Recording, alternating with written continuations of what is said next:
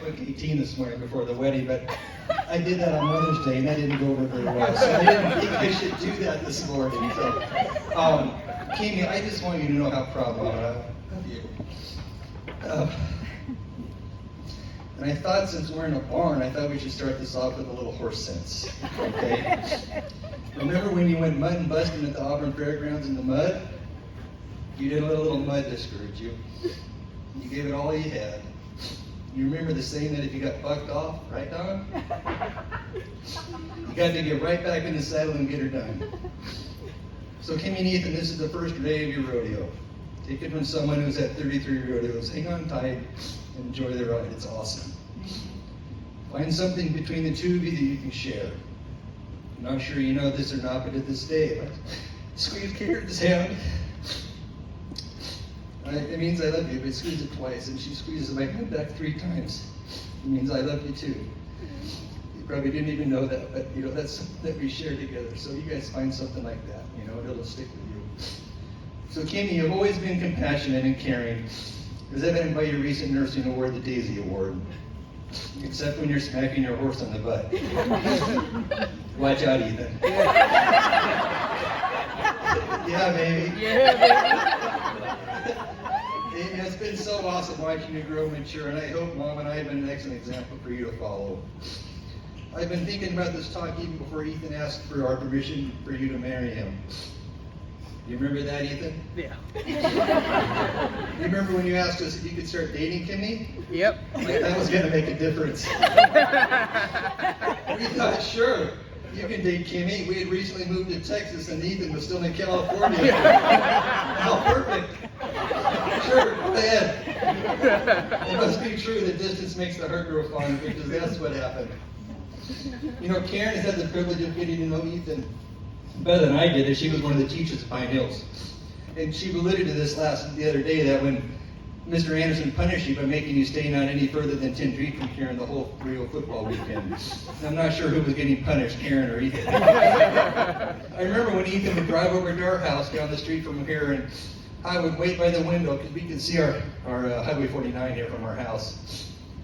And I'm waiting for him to bring you home from a date. I could see all the way down to Highway 49 from our house, so it was a perfect place for me to wait. And wait. And wait. Ethan, I know you deeply care for Kimi because it's the little things you've done for her since you started dating that have showed Karen and I your love for her. Remember when you spent the weekend at her house in Texas helping her recover from the nose surgery? Yeah. You would stay up all night making sure she was okay so Karen and I could sleep. That was awesome. Or when you stopped by her apartment in Laramie because it's 0 degrees and start a car for her, so she didn't have to go out of her apartment to do that. That's awesome. Appreciate that.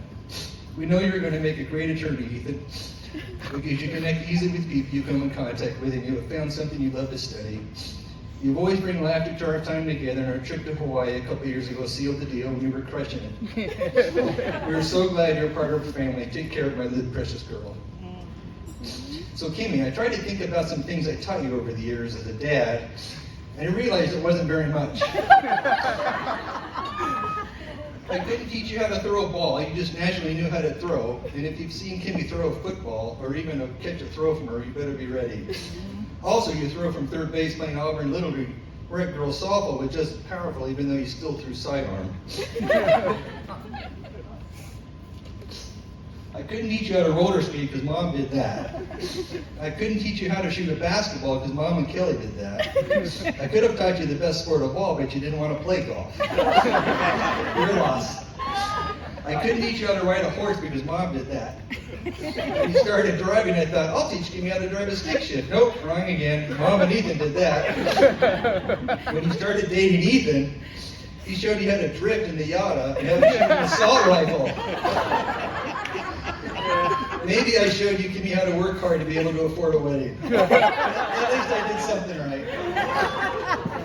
We're so glad you've both been attending a very small little SDA school in Laramie, which is only 15 people, mostly old. There was a quote I heard the other day that I want to share with you both, and it says, it's from Dwight Nelson. It says, marriage can survive anything except that which is not forgiven. So just think about that a little bit. Let that sink in. The other thing I want you to remember is that prayer is the answer to all of your problems. Start and end each day together with prayer. Mom and I love you both so much, and we can't wait to see how God directs your paths. Amen. Yeah. Thank you.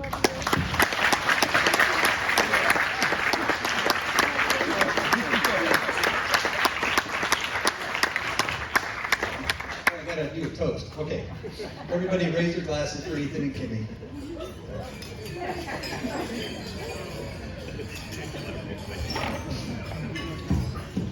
We are going to have our bride and groom come on out for their first dance as husband and wife.